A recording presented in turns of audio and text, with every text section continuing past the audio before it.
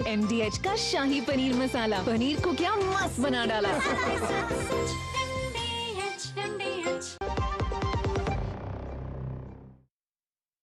Decode presented by KEI.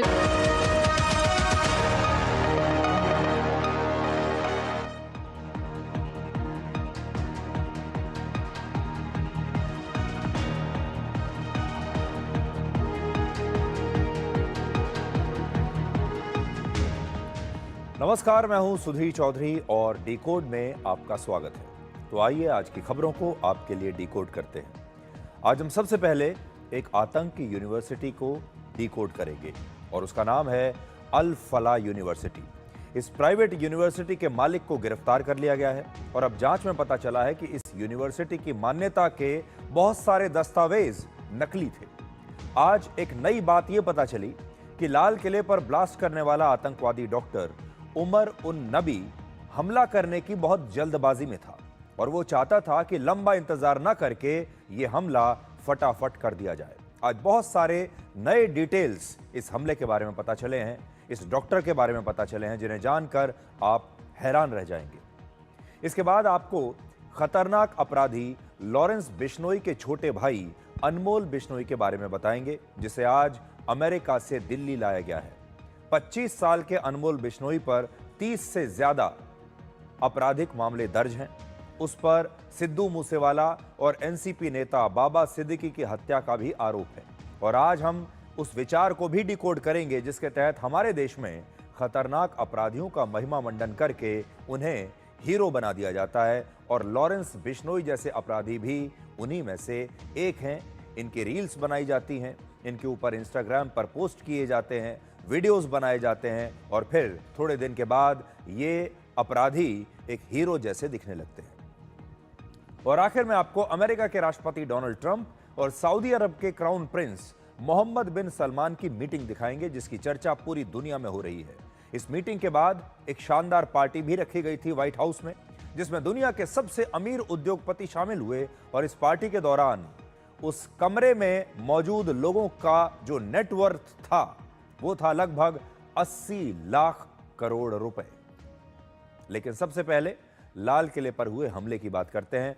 10 नवंबर को लाल किले पर आतंकी घटना के बाद से पूरे देश में यह चर्चा हो रही है कि आखिर कैसे भारत में ही एक यूनिवर्सिटी के अंदर भारत पर ही सबसे बड़े हमले की प्लानिंग हो रही थी। फरीदाबाद की अल फला यूनिवर्सिटी में आतंकवादी डॉक्टर्स इस हमले के लिए मीटिंग कर रहे थे, अपने वीडियोस बना रहे थे, विस्फोटक जमा कर रहे थे, पूरी प्लानिंग कर रहे थे, लेकिन यूनिवर्सिटी के मैनेजमेंट को इसकी कोई जानकारी नहीं थी। क्या आप मान सकते हैं ये? क्योंकि अल फला यूनिवर्सिटी इन आतंकी डॉक्टर्स पर एक्शन लेने की बजाय इन्हें नौकरियां दे रही थी। इन्हें रिसर्च के नाम पर तरह तरह की छूट और मदद दी जा रही थी। लाल किले पर आतंकी घटना के 8 दिन के बाद ईडी ने अल फला यूनिवर्सिटी के संस्थापक जावेद अहमद सिद्दीकी को गिरफ्तार कर लिया है, जिसकी तस्वीर आप देख रहे हैं। जावेद अहमद सिद्दीकी को 13 दिन की ईडी की कस्टडी में भेज दिया गया है और सिद्दीकी पर मनी लॉन्ड्रिंग के आरोप हैं। जो जांच हुई है उसके मुताबिक अल फला यूनिवर्सिटी ने यूनिवर्सिटी ग्रांट्स कमीशन यानी यूजीसी और national assessment and accreditation council की मान्यता होने का झूठा दावा किया था। ईडी के मुताबिक अल फला यूनिवर्सिटी ने धोखाधड़ी, जालसाजी और नकली दस्तावेजों का इस्तेमाल करके 2018 से लेकर 2025 तक यानी लगभग 7 वर्षों तक छात्रों और उनके पेरेंट्स से 415 करोड़ रुपए की फीस वसूली। ये फिर से आप सुन लीजिए, 415 करोड़ रुपए की फीस ये यूनिवर्सिटी ले चुकी है छात्रों से 2018 और 2025 के बीच। और मनी लॉन्ड्रिंग कानून के मुताबिक ये अपराध है, क्योंकि ये सारी जो फीस ली गई है ये झूठ बोलकर ली गई है। यूनिवर्सिटी के इस झूठ पर भरोसा करके सैकड़ों हजारों छात्रों ने इसके कॉलेजेस में एडमिशन लिया और पेरेंट्स ने अपनी मेहनत की कमाई से यहां लाखों करोड़ों रुपए की फीस चुकाई। अल फला यूनिवर्सिटी को लेकर 2 बातें साफ हैं। पहला, आतंकवादी डॉक्टरों का पूरा नेटवर्क यहीं से चलता था और दूसरा, अल फला यूनिवर्सिटी ने फीस और फंडिंग को लेकर भी हेरफेर किया है। अब सबसे बड़ा सवाल यह है कि क्या अल फला यूनिवर्सिटी पर ताला लगा देना चाहिए, क्योंकि इस यूनिवर्सिटी में वो सब कुछ हो रहा था जिससे छात्रों का भविष्य और देश का भविष्य दोनों ही खतरे में आ गए। इसलिए अब इंतजार इस बात का है कि इस यूनिवर्सिटी पर ताला कब लगेगा, सरकार इसके खिलाफ एक्शन कब लेगी। लेकिन एक और बड़ी बात यह भी है, सीखो ऐप महीने का बस ₹1 लेती है और आपको कर्ज से बाहर निकालती है। अगर बिल गेट्स कर सकते हैं, रतन टाटा कर सकते हैं, भविष्य का क्या होगा। इस देश में क्या कोई ऐसा अस्पताल होगा अब जो इस यूनिवर्सिटी से पढ़े किसी भी डॉक्टर को अपने यहां नौकरी देगा? यह भी एक बहुत बड़ा सवाल है। अब देखिए, लाल किले पर ब्लास्ट करने वाले डॉक्टर उमर उन नबी के बारे में कुछ नई सनसनीखेज जानकारियां हमारे पास आई हैं। जांच एजेंसियों के मुताबिक डॉक्टर उमर इस टेरर मॉड्यूल के बाकी आतंकवादियों से विस्फोट की टाइमिंग को लेकर हमेशा बहस करता था। वो चाहता था कि आतंकवादी हमला जल्द से जल्द किया जाए और उसमें धैर्य की बहुत कमी थी। वो इंतजार नहीं करना चाहता था, यानी वो एक ऐसा आतंकवादी था जो इंतजार करने के बदले तुरंत हमला करना चाहता था, और इसीलिए वो मॉड्यूल में बाकी के डॉक्टरों से बिल्कुल अलग था। ये वैसा व्यक्ति था जो सब कुछ फटाफट करना चाहता था, और इसीलिए बाकी लोगों से इसके मतभेद रहा करते थे। ये कहता था, ये लंबी प्लानिंग मत करो, मैं कई महीनों का इंतजार नहीं कर सकता, मुझे हमला करने की जल्दी है। इसमें धैर्य नहीं था। इस मामले की जांच करने वाले एक अधिकारी के मुताबिक डॉक्टर उमर मानसिक रूप से भी अस्थिर हो गया था, और उसके बाकी साथी सभी जो थे वो सही समय का इंतजार करके एक ऐसा बड़ा हमला करना चाहते थे जिसमें सैकड़ों लोगों की जान जाए। इसलिए वो कहते थे कि अभी इंतजार करते हैं, प्लानिंग करते हैं, योजना बनाते हैं और इतना बड़ा हमला करेंगे कि सैकड़ों लोगों की जान जाए। लेकिन ये जो डॉक्टर था, ये हमले की जल्दबाजी में था। डॉक्टरों के इस स्लीपर सेल ने सबसे पहले 15 अगस्त को इस हमले की प्लानिंग की थी, यानी भारत के स्वतंत्रता दिवस के दिन। उस दिन हो नहीं पाया। बाद में फिर उन्होंने तय किया कि 6 दिसंबर को हमला करेंगे, जिस दिन बाबरी मस्जिद को ढहाने की बरसी है। और फिर उन्होंने एक नई डेट तय की, वो थी 26 जनवरी 2026। लेकिन डॉक्टर उमर हमले में हो रही इस देरी से निराश हो रहा था। उसका धैर्य टूट रहा था। वो सितंबर महीने में ही हमला करना चाहता था। इसलिए फरीदाबाद में लगभग 3000 किलोग्राम विस्फोटक पकड़े जाने के बाद डॉक्टर उमर ने खुद ही यह हमला करने का फैसला कर लिया, और इस हड़बड़ी में उससे लाल किले के पास यह धमाका हो गया जिसमें वो खुद भी मारा गया। ये जो डॉक्टर है, ये पूरी तरीके से ब्रेन वॉश हो चुका था, और ब्रेन वॉश किए जाने के बाद डॉक्टर उमर अपने साथ काम करने वालों या फिर किसी रिश्तेदार या दोस्तों से भी जब मुलाकात करता था तो उस बातचीत के दौरान भी कट्टरपंथी बातें किया करता था। अब जरा कल्पना कीजिए, यह आतंकवादी अल फला यूनिवर्सिटी में एक प्रोफेसर था, और इसने वहां पर न जाने कितने स्टूडेंट्स का ब्रेन वॉश कर दिया होगा। अल फला यूनिवर्सिटी में काम करने वाले डॉक्टर मुजम्मिल शकील और डॉक्टर शाहीन सईद को ऐसा लगता था कि डॉक्टर उमर की वजह से उनका पूरा की पूरा स्लीपर सेल खतरे में आ सकता है। इसलिए वो डॉक्टर उमर को आतंकवादी हमले की प्लानिंग से दूर रखना चाहते थे। डॉक्टर शाहीन सईद पाकिस्तान के आतंकवादी संगठन जैश ए मोहम्मद से जुड़ी हुई थी, और इस स्लीपर सेल की मास्टरमाइंड वही थी। अल फला यूनिवर्सिटी के छात्रों के मुताबिक डॉक्टर उमर वहां ठीक तरीके से काम भी नहीं करता था। पूरे हफ्ते में मुश्किल से 1 या 2 लेक्चर लेता था, 1 या 2 क्लासेस लेता था, और यह अक्सर छुट्टी पर रहता था। और फिर भी यूनिवर्सिटी ने इसके खिलाफ कभी कोई एक्शन नहीं लिया। क्या अल फला यूनिवर्सिटी का प्रशासन जानबूझकर डॉक्टर उमर को यह छूट दे रहा था? क्या वहां का जो प्रशासन था उसने जानबूझकर अपनी आंखों पर पट्टी बांधी हुई थी? वरना यह बात गले से उतरती नहीं है कि इतने खतरनाक आतंकवादी वहां पर काम कर रहे हैं और उस यूनिवर्सिटी के मैनेजमेंट को कुछ पता ही नहीं है। इस बात पर विश्वास करना बहुत मुश्किल है। अब आतंकी डॉक्टर्स के बाद बात करते हैं मोस्ट वांटेड अपराधी की। आज खतरनाक अपराधी लॉरेंस बिश्नोई के छोटे भाई अनमोल बिश्नोई को दिल्ली के इंदिरा गांधी अंतर्राष्ट्रीय हवाई अड्डे पर एनआईए ने गिरफ्तार कर लिया। अनमोल बिश्नोई पिछले 3 साल से फर्जी पासपोर्ट की मदद से अमेरिका में रह रहा था और वहीं से सारे अपराध कर रहा था। लेकिन आज उसे अमेरिका से भारत डिपोर्ट कर दिया गया। पिछले साल अनमोल बिश्नोई को अमेरिका में गिरफ्तार किया गया था और इसके बाद से भारत की सुरक्षा एजेंसियां लगातार उसके प्रत्यर्पण की कोशिश कर रही थी। ये जो अपराधी है अनमोल बिश्नोई, इसकी उम्र सिर्फ 25 साल है और 25 साल की उम्र में इसके ऊपर 30 से ज्यादा आपराधिक केस दर्ज है।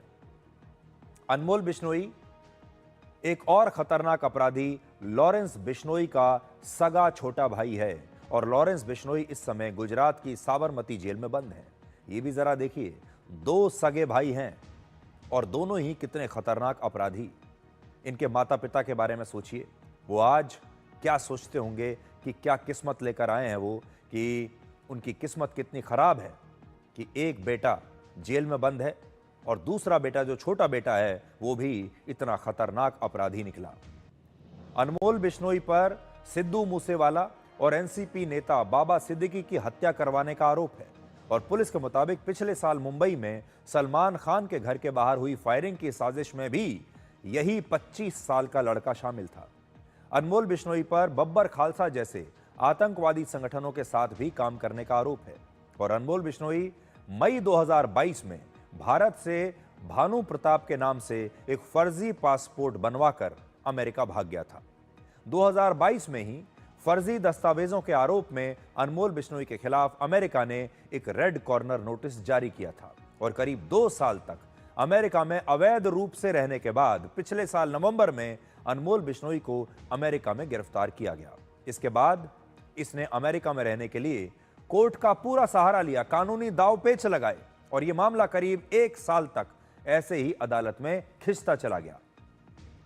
तब तक अनमोल बिश्नोई अमेरिका की जेल में बंद रहा, लेकिन कोर्ट ने उसे अमेरिका में शरण नहीं दी और 17 नवंबर को उसकी अमेरिका में ही रहने की याचिका खारिज हो गई और इसीलिए उसे भारत डिपोर्ट कर दिया गया।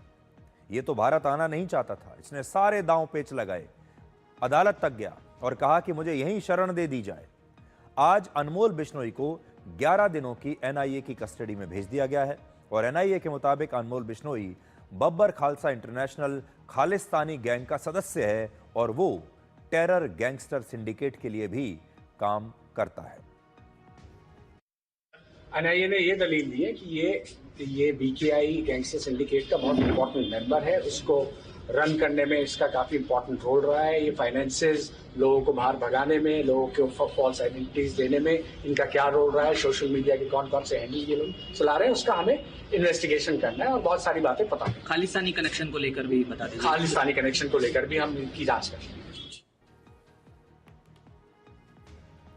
अनमोल बिश्नोई के भारत आने से कई बड़े हत्याकांड को सुलझाने में मदद मिलेगी और आज हम आपसे एक बात और भी कहना चाहते हैं। आप ध्यान दीजिएगा, चाहे दाऊद इब्राहिम जैसे बड़े बड़े अपराधी हों, लॉरेंस बिश्नोई जैसे अपराधी हों, इन्हें सिनेमा और मीडिया बहुत ग्लैमरस बना देता है, इनका महिमा मंडन किया जाता है। आप देखिए, दाऊद इब्राहिम, हाजी मस्तान, उत्तर प्रदेश में अतीक अहमद और मुख्तार अंसारी जैसे अपराधियों की एक रॉबिन हुड वाली छवि हमारा मीडिया बना देता है और धीरे धीरे ये भी खुद को एक रॉबिन हुड ही मानने लगते हैं। इन पर वेब सीरीज बनाई जाती हैं, इन पर अलग अलग फिल्में बनाई जाती हैं और धीरे धीरे ये लोकप्रिय होने लगते हैं, ये मशहूर होने लगते हैं। आज जब कोई छोटा बच्चा, लड़का या कोई युवा अपराध की दुनिया में आता है तो वो सबसे पहले मशहूर होना चाहता है और मशहूर होने के लिए ये अपराध का सहारा लेते हैं।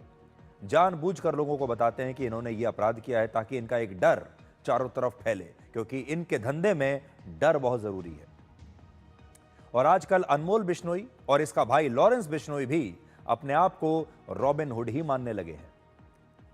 अगर आप आजकल इंटरनेट पर जाएंगे तो इन पर रील्स बनाई जाती हैं, सोशल मीडिया पर इनकी हर जानकारी शेयर की जाती है, मीडिया भी इन्हें पूरी कवरेज देता है, जबकि सच्चाई यह है कि ये कोई रॉबिन हुड नहीं है, सिर्फ पैसे के लालची अपराधी हैं और ये पैसे के लिए किसी का भी कत्ल कर सकते हैं। सबसे गिरे हुए लोग हैं जिनका कोई सिद्धांत नहीं है।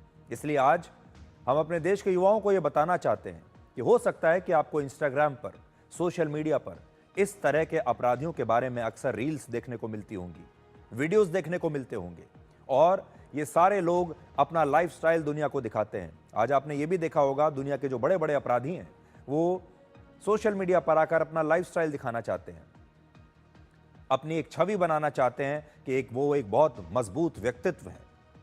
लेकिन ये सब आपको प्रभावित नहीं करना चाहिए और जो इस तरह के जो लोग हैं ये सिर्फ एक मामूली अपराधी हैं और आपको इन्हें सिर्फ अपराधी की तरह ही इनके साथ बर्ताव भी करना चाहिए। अब आपको आज की सबसे बड़ी अंतर्राष्ट्रीय खबर दिखाते हैं जिसके बारे में पूरी दुनिया में चर्चा हो रही है और यह खबर है अमेरिका के राष्ट्रपति डोनाल्ड ट्रंप और सऊदी अरब के क्राउन प्रिंस मोहम्मद बिन सलमान यानी MBS के बीच व्हाइट हाउस में कल हुई मीटिंग की।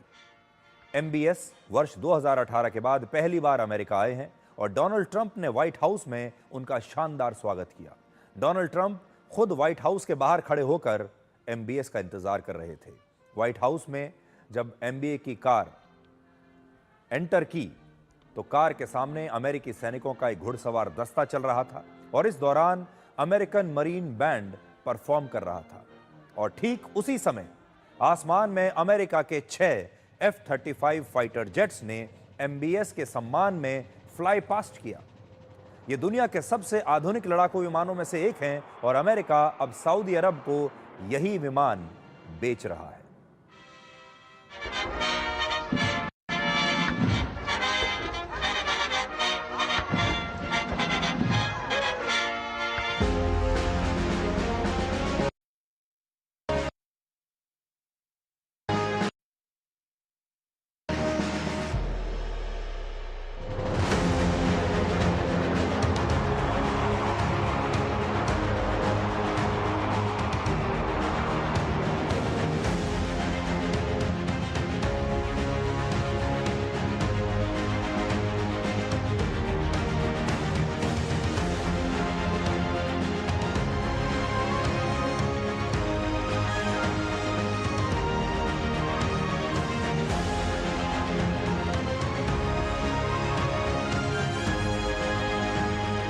Which clear aligner to pick?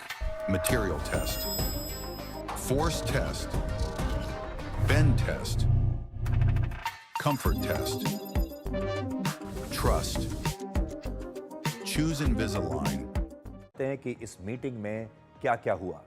सबसे बड़ा फैसला यह हुआ कि अमेरिका ने सऊदी अरब को मेजर नॉन नेटो एलाई बनाने की घोषणा की है।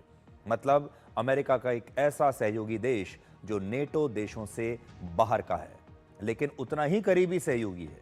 यानी अमेरिका और सऊदी अरब के रिश्ते अब एक नई ऊंचाई पर पहुंच गए हैं। दूसरा बड़ा फैसला यह हुआ कि अमेरिका अब सऊदी अरब को 48 F-35 फाइटर जेट्स बेचेगा। इसके अलावा 300 टैंक्स भी अमेरिका सऊदी अरब को बेचेगा और इन टैंक्स का नाम है एब्राम्स, जिन्हें दुनिया के सबसे खतरनाक और आधुनिक टैंक्स में से एक माना जाता है। और तीसरा बड़ा फैसला ये कि सऊदी अरब अब अमेरिका में $1 ट्रिलियन यानी 88 लाख करोड़ रुपए इन्वेस्ट करेगा। तो ये 3 बहुत बड़े फैसले हुए हैं जिससे आपको यह पता चलेगा कि कैसे अब सऊदी अरब अमेरिका के खेमे में आ रहा है। अब इस डील को आपके लिए डिकोड करते हैं कि इस डील का मतलब क्या है। अमेरिका द्वारा सऊदी अरब को मेजर नॉन नेटो एलाई बनाने का भारत पर भी असर पड़ेगा।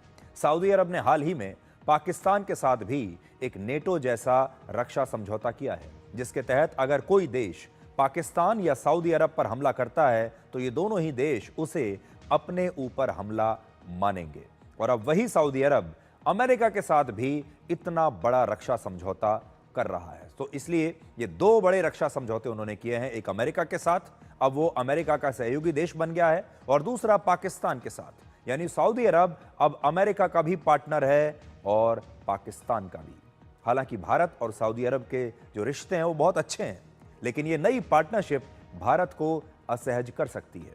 और डोनाल्ड ट्रंप ने MBS के सामने खुद ही सऊदी अरब को मेजर नॉन नेटो एलाई बनाने का ऐलान किया, और जब उन्होंने ये ऐलान किया तो आप देखिए उस समय क्या हुआ।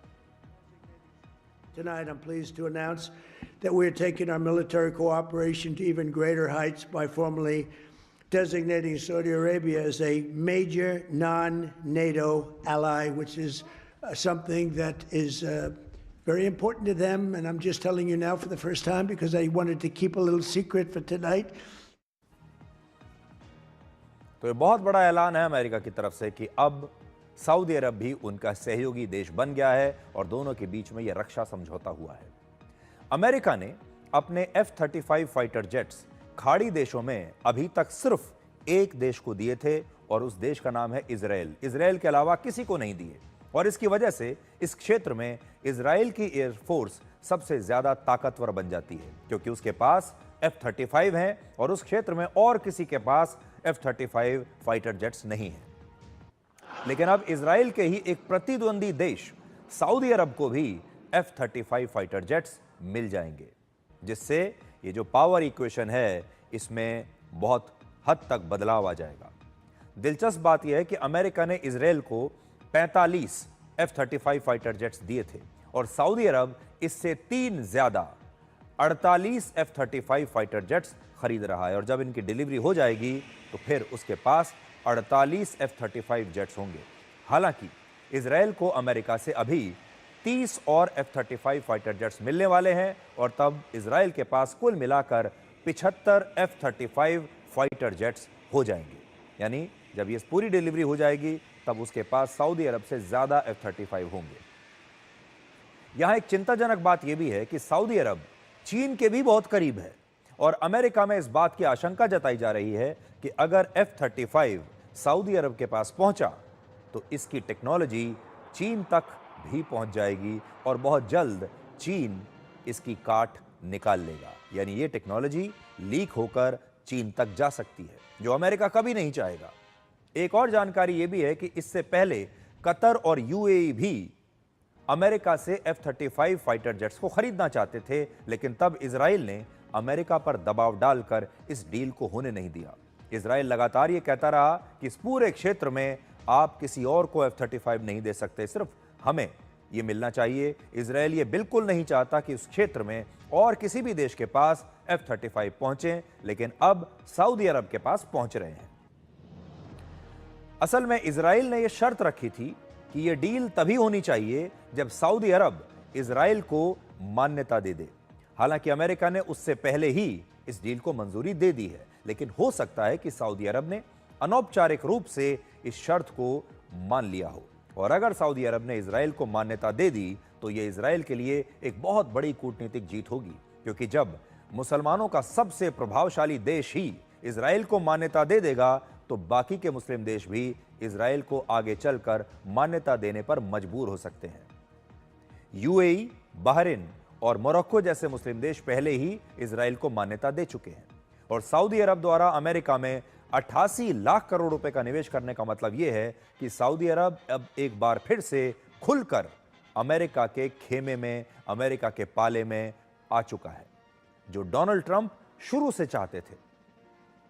अब आपको ये दिखाते हैं कि जब दोनों नेताओं की प्रेस कॉन्फ्रेंस चल रही थी, उस दौरान एक अमेरिकी पत्रकार का वो सवाल जिसने डोनाल्ड ट्रंप और MBS दोनों को ही असहज कर दिया। इस पत्रकार ने राष्ट्रपति ट्रंप से पूछा कि आप एक ऐसे देश के नेता को अमेरिका कैसे बुला सकते हैं जो जमाल खशोगी जैसे पत्रकार की हत्या में लिप्त रहा हो। और डोनाल्ड ट्रंप ने अपने जवाब की शुरुआत ही ये कहकर की कि आपका चैनल फेक न्यूज फैलाता है। ये पूरा सवाल और जवाब देखिए। Mr. President, is it appropriate, Mr. President, for your family to be doing business in Saudi Arabia while you're president? Is that a conflict of interest? And Your Royal Highness, the U.S. intelligence concluded that you orchestrated the brutal murder of a journalist. 9/11 families are furious that you are here in the Oval Office. Who are you with? Why should Americans trust Who are you with? And the same to you, Mr. President. Now, who are you with? I'm with ABC News, sir. You with who? ABC News, sir. Fake news. ABC fake news. One of the But the worst. question is One of the yes, worst sir. in the business. But I'll answer your question. Thank you. I have nothing to do with the family business. I have left, and when I've devoted 100% of my energy. What my family does is fine. They do business all over. They've done very little with Saudi Arabia, actually. But he knew nothing about it, and we can leave it at that. You don't have to embarrass our guest by asking a question like that. Just yes, Mr. President, you allow me to answer. You know, I feel painful about, you know, the families of 9/11 in America, but, you know, we have to focus on reality. Reality based on CIA documents and based on a lot of documents that Osama bin Laden used Saudi people at that event for one main purpose, is to destroy this relation, to destroy the American-Saudi relation. That's the purpose of 9/11. अब आपको लेकर चलते हैं दुनिया के सबसे बड़े अमीरों की ऐसी पार्टी में जिसमें मौजूद लोगों की नेटवर्थ करीब 80 लाख करोड़ रुपए है, जो दुनिया के 170 से ज्यादा देशों की जीडीपी से भी ज्यादा है। इतने अमीर लोग एक कमरे में। यह पार्टी व्हाइट हाउस में MBS के सम्मान में रखी गई थी, जिसमें टेस्ला और स्पेस एक्स के संस्थापक इलॉन मस्क, एप्पल के CEO Tim Cook, semiconductor chip बनाने वाली दुनिया की सबसे बड़ी कंपनी एनवीडिया के CEO जेनसेन हुआंग, मशहूर फुटबॉल खिलाड़ी क्रिस्टियानो रोनाल्डो और प्रसिद्ध टेक कंपनी सेल्सफोर्स के CEO मार्क बेनियोफ भी शामिल थे। इन लोगों के साथ खुद डोनाल्ड ट्रंप शामिल हुए, जो अमेरिका के राष्ट्रपति और खुद भी बहुत बड़े उद्योगपति हैं, और MBS को खाड़ी देशों का सबसे ताकतवर शासक कहा जाता है। और ये वो लोग हैं जो आज दुनिया में टेक्नोलॉजी, इकोनॉमी और जियोपॉलिटिक्स पर बड़े बड़े फैसले लेते हैं, सबसे बड़े इन्फ्लुएंसर्स हैं। सबसे पहले आप इस शानदार पार्टी की तस्वीरें देखिए जो डोनाल्ड ट्रंप ने और उनके परिवार ने, यानी राष्ट्रपति और फर्स्ट लेडी ने MBS के सम्मान में ये डिनर रखा था।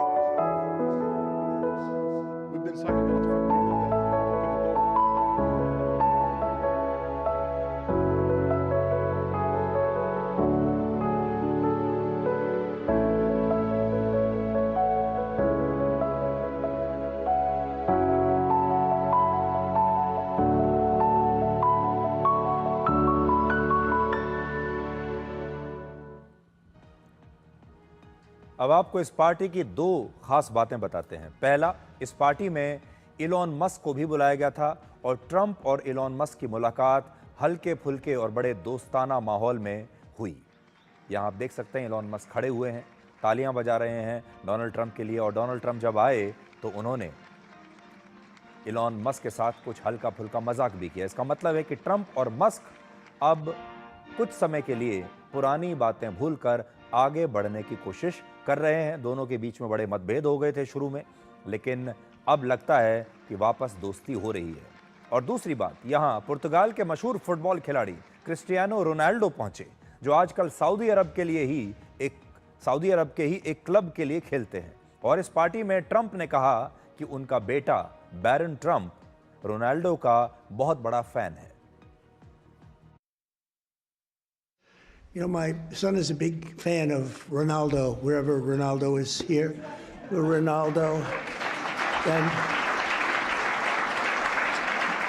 And Barron got to meet him, and I think he respects his father a little bit more now, just the fact that I introduced you. So I just want to thank you both for being here. Thank you very much. Really an honor.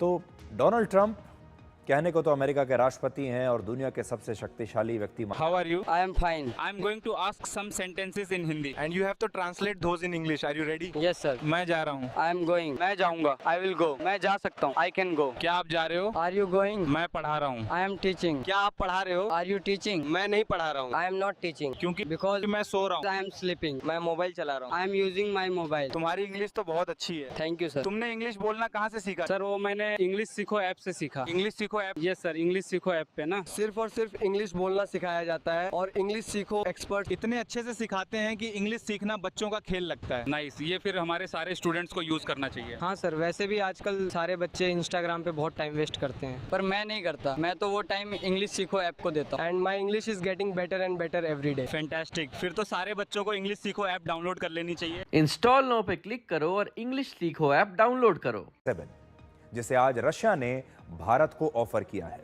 ये 5वीं पीढ़ी का विमान है और दुश्मन आसानी से इस फाइटर जेट का पता नहीं लगा सकते। ऐसे एक विमान की कीमत लगभग 425 करोड़ रुपए है और सबसे बड़ी बात यह है कि रशिया भारत में ही सुखोई 57 का निर्माण और इसकी पूरी टेक्नोलॉजी शेयर करने के लिए तैयार है।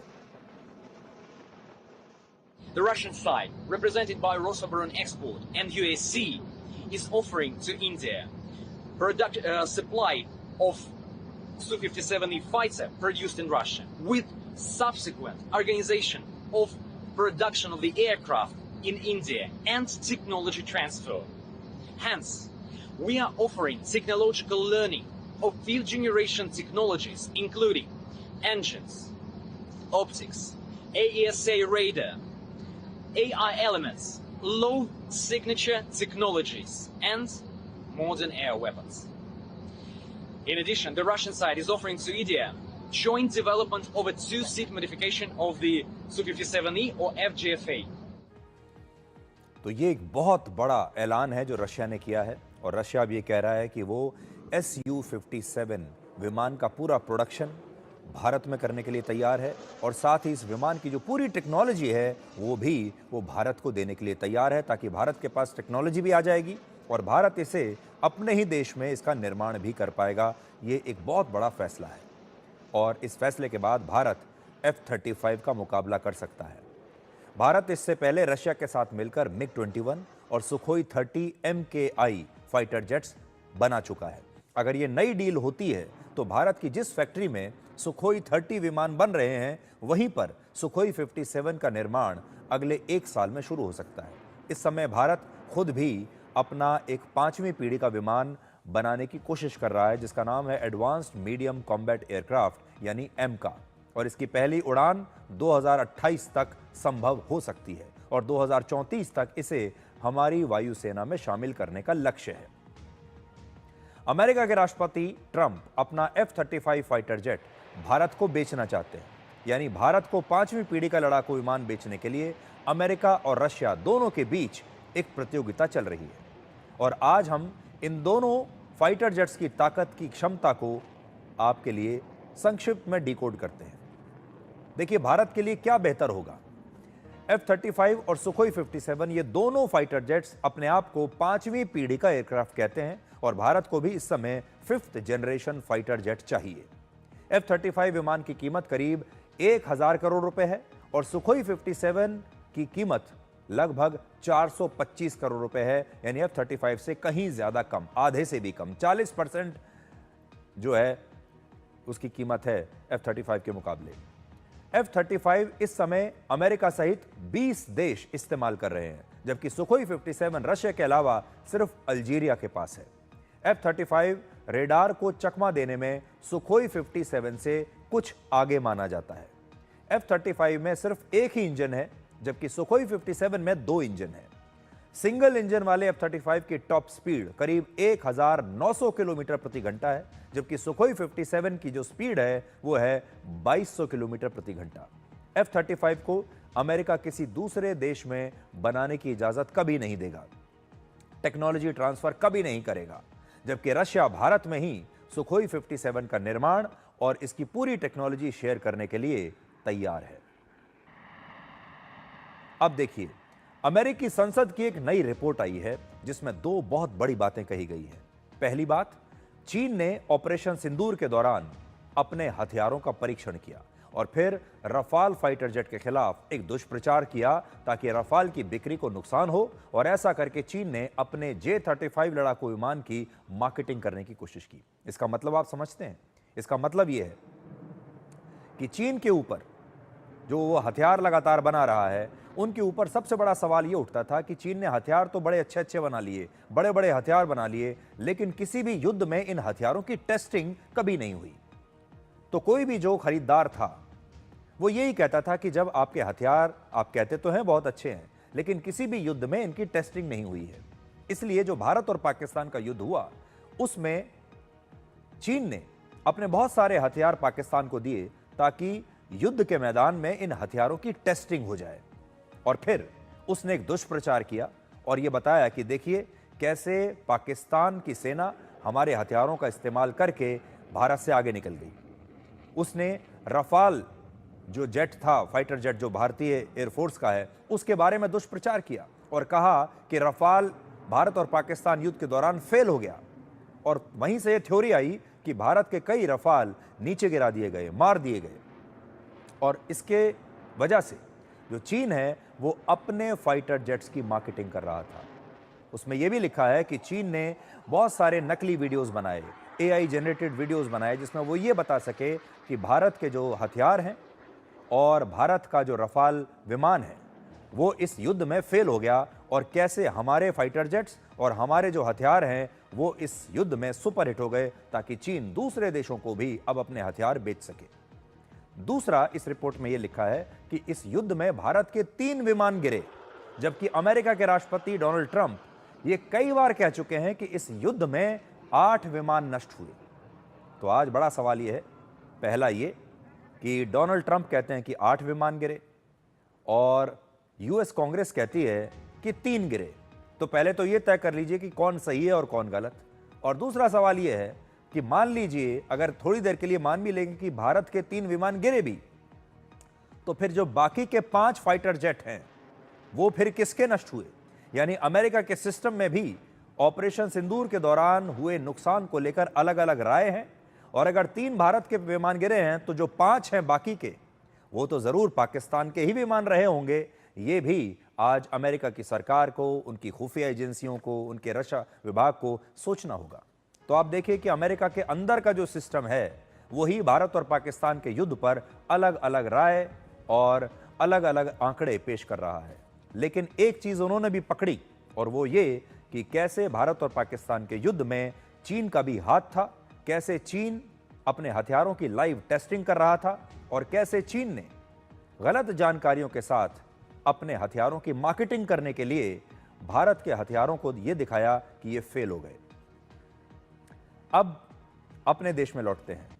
भारत को आध्यात्मिक गुरुओं का देश कहा जाता है, और समय समय पर ये धर्मगुरु राष्ट्र और समाज को सही दिशा दिखाने का काम भी करते हैं, समाज में चेतना जगाते हैं और सामाजिक काम करते हैं। और ऐसे ही एक सामाजिक और आध्यात्मिक गुरु थे सत्य साई बाबा। प्रधानमंत्री नरेंद्र मोदी आज आंध्र प्रदेश के पुट्टापर्थी में सत्य साई बाबा की जन्म शताब्दी समारोह में शामिल हुए, और 23 नवंबर को सत्य साई बाबा का जन्मदिन है, और इसी दिन उनके जन्म के 99 वर्ष पूरे हो रहे हैं, और इसीलिए इस अवसर पर सत्य साई ट्रस्ट उनका जन्म शताब्दी समारोह मना रहा है। सत्य साई बाबा भारत के पहले ऐसे आध्यात्मिक गुरु आप मान सकते हैं जिनके भक्त भारत में उत्तर से लेकर दक्षिण तक हैं। वो आम जनता और गरीब लोगों के साथ साथ भारत के बड़े बड़े सेलिब्रिटीज और शक्तिशाली लोगों के भी आध्यात्मिक गुरु थे, और इनमें बड़े बड़े नेता हैं, क्रिकेटर्स हैं, फिल्म स्टार्स हैं। सत्य साई बाबा शिवराज पाटिल, चंद्रबाबू नायडू और MK स्टालिन जैसे नेताओं समेत सुनील गावस्कर, सचिन तेंदुलकर, राहुल द्रविड़ और अनिल कुंबले जैसे खिलाड़ी और बच्चन परिवार जैसे सेलिब्रिटीज के भी गुरु रह चुके हैं। इस समय 140 से ज्यादा देशों में उनके 1 करोड़ से ज्यादा फॉलोअर्स हैं, और आज प्रधानमंत्री मोदी ने सत्य साई बाबा के मंदिर और महासमाधि पर जाकर उन्हें श्रद्धांजलि दी। शताब्दी समारोह में आंध्र प्रदेश के मुख्यमंत्री N चंद्रबाबू नायडू और उप मुख्यमंत्री पवन कल्याण, सचिन तेंदुलकर और ऐश्वर्या राय बच्चन भी शामिल हुए, और प्रधानमंत्री मोदी ने उनके जीवन और शिक्षाओं पर आधारित एक सिक्का और डाक टिकट जारी किया। सबसे पहले आज आप ये तस्वीरें देखिए।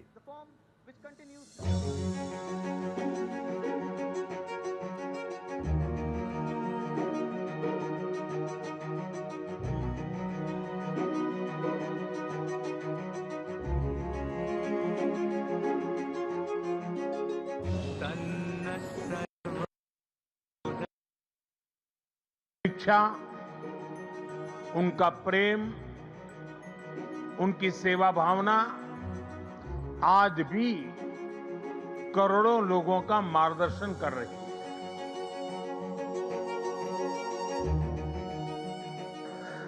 मेरे बाल भी वैसे लंबे थे। I was too young to understand the enormity of Baba's contribution to humankind.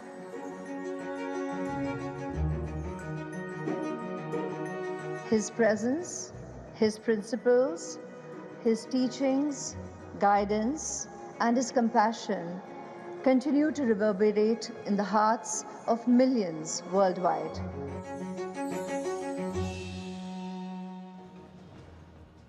तो जिस ज़िले में ये स्थान आता है उसके श्री सत्य साई डिस्ट्रिक्ट कहते हैं, यानी डिस्ट्रिक्ट का नाम भी साईं बाबा के नाम पर ही है। और सत्य साई बाबा देश के सबसे प्रभावशाली आध्यात्मिक गुरुओं में से एक थे। उनका जन्म आंध्र प्रदेश के पुट्टापर्थी में 23 नवंबर 1926 को हुआ था और उनका असली नाम था सत्यनारायण राजू। वर्ष 1940 में सिर्फ 14 साल की उम्र में उन्होंने घोषणा की थी कि वही शिरडी के साईं बाबा के पुनर्जन्म है, जिसके बाद लोग उन्हें साईं बाबा का अवतार मानने लगे और उन्हें सत्य साई बाबा कहने लगे। सत्य साई बाबा का जीवन मंत्र था, सभी से प्रेम करो और सभी की सेवा करो। उनके लिए सभी धर्म एक समान थे और वो हमेशा वसुदेव कुटुंबकम की बात करते थे। उन्होंने आध्यात्मिक शिक्षा के अलावा सामाजिक क्षेत्र में The Nykaa Pink Friday sale starts 21st November, 4 p.m. onwards. Get up to 60% off on makeup, skincare, hair care. इसके तहत अस्पताल, स्कूल, कॉलेज और यूनिवर्सिटीज चलाई जाती हैं। और वर्ष 2011 में पुट्टापर्थी में ही सत्य साई बाबा का निधन हुआ था और तब सत्य साई बाबा का राजकीय सम्मान के साथ अंतिम संस्कार किया गया था, जिसमें तत्कालीन प्रधानमंत्री मनमोहन सिंह, गुजरात के मुख्यमंत्री उस समय के नरेंद्र मोदी, सोनिया गांधी, लाल कृष्ण आडवाणी जैसे बड़े नेता शामिल हुए थे। प्रधानमंत्री मोदी का भी सत्य साई बाबा से पुराना रिश्ता रहा है। उन्होंने मंगलवार को सोशल मीडिया पर सत्य साई बाबा से अपनी मुलाकात की कुछ पुरानी तस्वीरें भी शेयर की। आज शताब्दी समारोह के दौरान प्रधानमंत्री मोदी ने उनके सामाजिक कामों की काफी प्रशंसा की। श्री सत्य साई बाबा का जीवन वसुधैव कुटुंबकम का जीवंत स्वरूप था। इसलिए उनका ये बर्थ सेंटेनरी वर्ष हमारे लिए यूनिवर्सल लव, पीस और सर्विस का महापर्व बन गया है। जो गरीब परिवार पहली बार श्री सत्य साई अस्पतालों में आता है, वो देखकर दंग रह जाता है कि अस्पताल में बिलिंग का कोई काउंटर ही नहीं है। यहां इलाज भले मुफ्त है, लेकिन मरीजों और उनके परिजनों को किसी असुविधा का सामना नहीं करना पड़ता। साथियों, आज ही यहां 20,000 से ज्यादा बेटियों के नाम पर सुकन्या समृद्धि योजना के खाते खोले गए हैं। इससे उन बेटियों की शिक्षा और सुरक्षित भविष्य सुनिश्चित हुआ है। सचिन तेंदुलकर जब क्रिकेट खेला करते थे तो उनके किट बैग में हमेशा सत्य साई बाबा की तस्वीर हुआ करती थी और उस समय इसकी बड़ी चर्चा होती थी। सचिन तेंदुलकर ने आज 2011 के वर्ल्ड कप का जिक्र करते हुए सत्य साई बाबा के बारे में अपना एक अनुभव सुनाया। I remember in 2011, after having played multiple World Cups, I knew that that was going to be my last World Cup. There were huge expectations. Emotions were running high.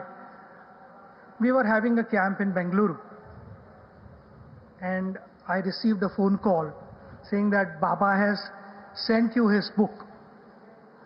It brought a smile to my face. I knew that this World Cup is going to be a special one for us. It gave me that confidence, that inner strength, as you call it, as an athlete, I would say that spring in my legs. It was very much there during the camp, and that book became my constant companion. सत्य साई बाबा ऐश्वर्या राय बच्चन के भी आध्यात्मिक गुरु थे और आज उन्होंने भी सत्य साई बाबा के बारे में अपने अनुभव बताए। Swami once said, education should not be for a living, but it is and should be for life. The Sri Satya Sai Baba education system is a shining example of this truth. There is only one caste, the caste of humanity. There is only one religion, the religion of love. There is only one language, the language of the heart. And there is only one God, and He is omnipresent. अब बात करते हैं international men's day की। International women's day जब आता है तो चारों तरफ शोर मच जाता है। सभी लोग उस दिन को मनाते हैं और महिलाओं को बधाई देते हैं। अलग अलग कार्यक्रम किए जाते हैं महिलाओं के लिए, उनके सशक्तिकरण के लिए। लेकिन आज इंटरनेशनल मेंस डे है, आप कह सकते हैं अंतर्राष्ट्रीय पुरुष दिवस। आज पुरुषों का दिवस है, लेकिन आज के दिन आपको कितने लोगों ने बधाई दी है? आज मैं अपने पुरुष दर्शकों से ये पूछना चाहता हूं, कितने जगहों पर आपके लिए कोई कार्यक्रम आयोजित किए गए हैं? शायद कहीं नहीं। भारतीय साहित्य के मशहूर व्यंग्यकार हरिशंकर परसाई ने लिखा था कि पुरुष रोता नहीं है, पर जब वो रोता है तो रोम रोम से रोता है। उसकी व्यथा पत्थर में दरार कर सकती है। आपने फिल्मों में या सीरियल्स में एक डायलॉग जरूर सुना होगा कि मर्द को दर्द नहीं होता, लेकिन क्या यह सच है? या फिर हमारे समाज ने पुरुषों पर एक ऐसा अनदेखा बोझ डाल दिया है जिसमें वो लगातार दबते चले जाते हैं और कभी खुलकर अपनी तकलीफ, अपना दर्द बता नहीं पाते और अंदर ही अंदर घुटते रहते हैं। आज इंटरनेशनल मेंस डे है और आज हम पुरुषों की इसी तकलीफ को डिकोड करेंगे। और आज का ये जो विश्लेषण है, ये पुरुष ही नहीं, महिलाओं को भी ध्यान से सुनना चाहिए। आज का दिन ये समझने, स्वीकारने और महसूस करने का मौका है कि पुरुष भी कमजोर और अकेले पड़ सकते हैं। उनमें भी भावनाएं होती हैं, वो भी टूटते हैं, दुखी होते हैं और उन्हें भी इमोशनल सपोर्ट चाहिए होता है। दरअसल हमारे समाज में बचपन से ही लड़के और लड़की में एक बहुत बड़ा फर्क कर दिया जाता है। जब भी कोई बच्चा रोता है तो परिवार कहता है लड़के रोया नहीं करते। ये सिर्फ रोते हुए बच्चे को चुप कराने का तरीका नहीं है, बल्कि इसका असर उसके दिमाग पर सदा के लिए पड़ता है। लड़का यहीं से मान लेता है कि अपनी भावनाएं दिखाना और रोना सबसे बड़ी कमजोरी है और सब कुछ छुपाकर अपने आंसुओं को पी जाना सबसे बड़ी मजबूती है। हमारी फिल्मों और कहानियों में भी हीरो को हमेशा मजबूत और अटल दिखाया जाता है, लेकिन हकीकत में पुरुषों की जिंदगी उतनी आसान नहीं होती। एक पुरुष को अपने बूढ़े माता पिता की भी चिंता होती है, बच्चों की पढ़ाई की फीस और उनकी इच्छाएं भी पूरी करनी पड़ती हैं, पत्नी को भी खुश रखना पड़ता है और यह भी देखना होता है कि इन सभी के जीवन में कोई कमी न रह जाए। इसलिए वो अपनी इच्छाओं को टालता रहता है ताकि परिवार की हर इच्छा पूरी हो सके। आज हम सभी परिवारों से कहना चाहते हैं कि आप भी अपने घर के पुरुषों से कभी कभी ये जरूर पूछिए कि उन्हें क्या अच्छा लगता है, वो क्या चाहते हैं, उनकी खुशी किसमें है। हमारा समाज एक लड़के को बचपन से ही आदमी बना देता है, लेकिन यह बोझ और दबाव पुरुषों में मानसिक तनाव को बढ़ाता है। आंकड़ों के मुताबिक पुरुषों में डिप्रेशन और स्ट्रेस लगातार बढ़ रहा है और इसलिए पुरुष ज्यादा आत्महत्या करते हैं। वर्ष 2023 में हमारे देश में आत्महत्या करने वाले लोगों में करीब 73% पुरुष थे। इस समय भारत में 15% से ज्यादा पुरुष डिप्रेशन में हैं। इंटरनेशनल मेंस डे ये नहीं कहता कि मर्द महान हैं या फिर महिलाओं से बेहतर हैं या महिलाओं से ऊपर हैं। यह दिन सिर्फ ये बताता है कि पुरुषों को भी दर्द होता है, उन्हें भी समझने की आवश्यकता है, उन्हें भी इमोशनल सपोर्ट चाहिए, उन्हें भी प्यार, सम्मान और सहारा चाहिए। आज के दिन आप उन सभी पुरुषों को धन्यवाद कह सकते हैं जो घर की नींव बनते हैं, जो घर की दीवार बनकर हमेशा खड़े रहते हैं, परिवार की ढाल बनते हैं, अपनी खुशी से ज्यादा दूसरों की खुशी को प्राथमिकता देते हैं और अपनी भावनाओं को दबाकर परिवार में बाकी सब लोगों का बोझ सहते हैं। हर समस्या से लड़ते हैं लेकिन मुस्कुराते रहते हैं। इसलिए आज धन्यवाद कीजिए हर उस बेटे, भाई, पति और पिता को जो दिन रात अपने परिवार की हिफाजत करता है। आज मैं उन सभी के लिए तालियां बजाना चाहता हूं और कहना चाहता हूं कि आप सभी बहुत अच्छा काम कर रहे हैं और आप सभी एक सुपर हीरो की तरह हैं और सुपर हीरो को भी कभी कभी छुट्टी पर जाने का और खुश रहने का अधिकार होना चाहिए। इंटरनेशनल मेंस डे की शुरुआत वर्ष 1999 में ट्रिनिडैड और टोबैगो के एक प्रोफेसर डॉक्टर जेरोम तिलक सिंह ने की थी। उन्होंने 19 नवंबर को इसलिए चुना क्योंकि ये उनके पिता का जन्मदिन था और वो अपने पिता के योगदान को हमेशा याद रखना चाहते थे। वो चाहते थे कि जिस तरह महिला दिवस है वैसा ही एक दिन पुरुषों के लिए भी होना चाहिए और इस दिन पुरुषों की समस्याओं और उनके योगदान के बारे में खुलकर बात होनी चाहिए। इसलिए हमारे दर्शक जो आज हमें देख रहे हैं उनसे आज हम ये कहेंगे कि अगर आप अपने घर में हैं तो आज आपके घर में जो पुरुष हैं उनके लिए एक ताली ज़रूर बजाइए, उनके योगदान की तारीफ ज़रूर कीजिए। अब एक छोटा सा ब्रेक और इसके बाद एक ऐसे शब्द के बारे में आपको बताएंगे जिसकी पूरी दुनिया में चर्चा हो रही है और ये है पैरा सोशल। पैरा सोशल का मतलब क्या है और ये जो पैरा सोशल है ये इस साल का वर्ड ऑफ द ईयर है, इसके बारे में आपको बताएंगे।